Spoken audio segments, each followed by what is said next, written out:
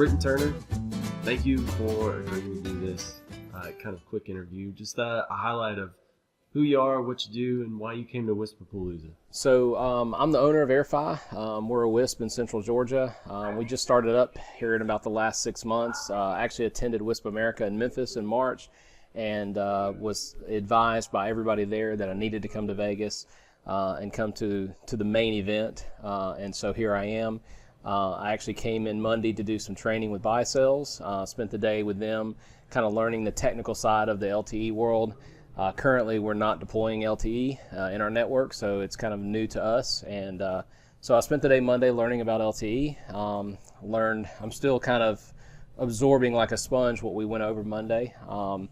Yesterday, attended a couple of sessions on operating a WISP and kind of WISP 101 kind of stuff. And then actually went to the CEO roundtable last night and got to hear from other operators kind of what their strongest assets on their network are and what the weakest assets of their network are, and just to kind of talk to them about how to better operate a WISP, how to grow your network, and it was just really a powerful session. So I've learned a lot, and I'm looking forward to the next couple of days. So you said you went to WISP America in Memphis.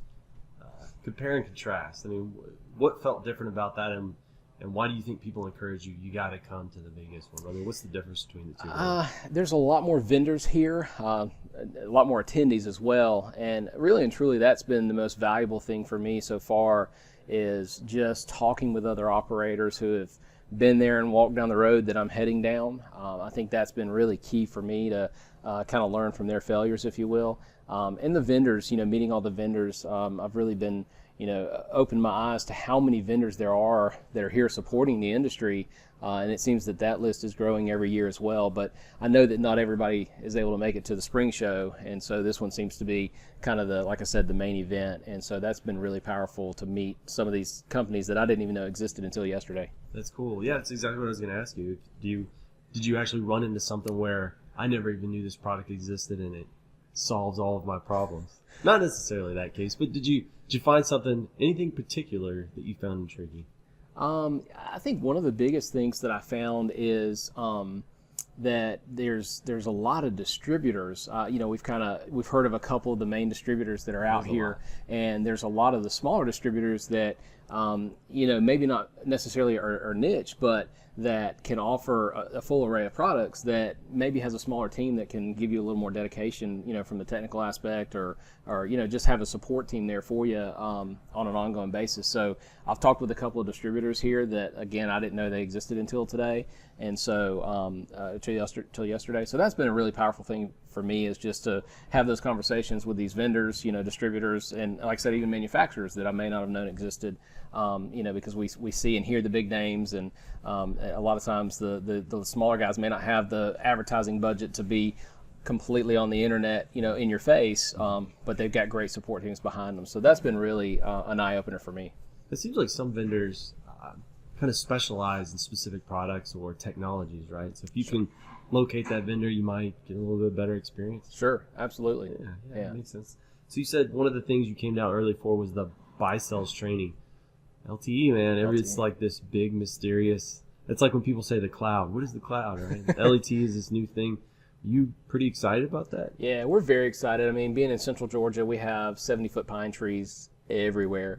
And in the CEO roundtable last night, that was kind of everybody went around and they said, what's the hardest part of running your WISP? And I jokingly said, cutting through 70-foot pine trees without a chainsaw. And that's really been our biggest battle since we launched, is just trying to find the right spectrum and the right ways to cut through the trees.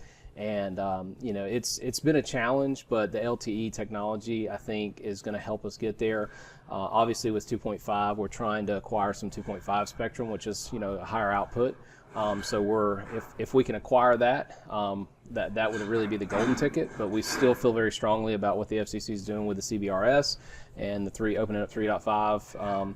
So we're in the process of getting that license as we speak. So that's why we're really looking hard at Baicells and the other LTE vendors that are here, and trying to select somebody to partner with and try to get that deployed on our network and see how well it performs. Gotcha.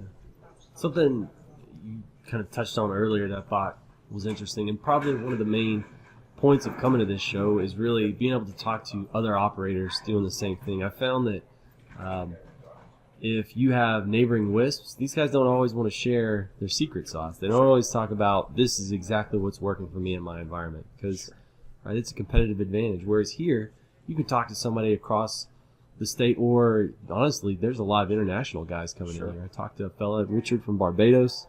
I talked to a guy from Norway, I think, right? So you're going to be able to get with guys that you're not competition, so they'll probably speak a little bit more freely with you. Sure. Yeah, that's been a really huge thing for us, even just at the Baicells Day, meeting other operators from the Southeast, not necessarily that are next door to me, which we have a few in our area, but some of the guys in Alabama and Florida, and that have similar terrain, similar obstacles to deal with that we do, and and a lot of those guys already have it active in their network and can speak to the solidity of the product and how well it's performing. And a lot of those guys come from the 900 megahertz, which we actually had looked at when we began this whole process and got scared away from it just simply due to bandwidth limitations. Obviously bandwidth demands are increasing daily, and we know that's a big part of our plan moving forward, is to ensure we've got that capacity.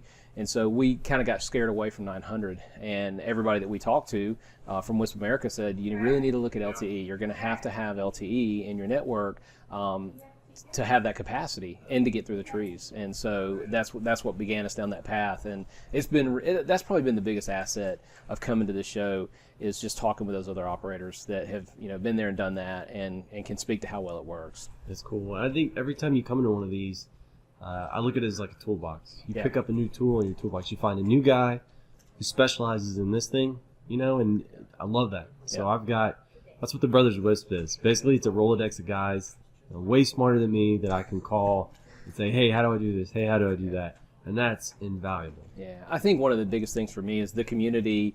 I appreciate what the Brothers WISP do, and I watch the YouTube episodes every time they come out.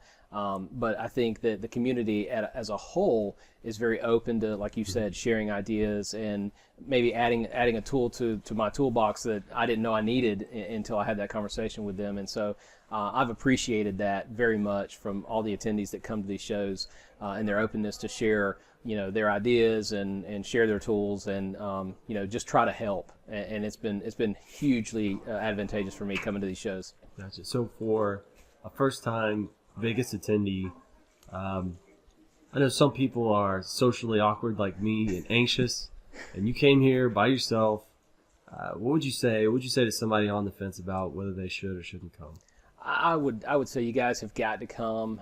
You guys have got to come try it. If you can't get out to Vegas, I think in March they're going to be down in Birmingham, which is going to be about a 3-hour drive for me. So if you're in the Southeast, anywhere in Georgia, Alabama, Mississippi, anywhere in that vicinity, Tennessee, make the short drive and come down to Memphis. Come down to Birmingham and come to WISP America. But get a taste of it there, and then when you're ready for the big show to come out here, it's incredible.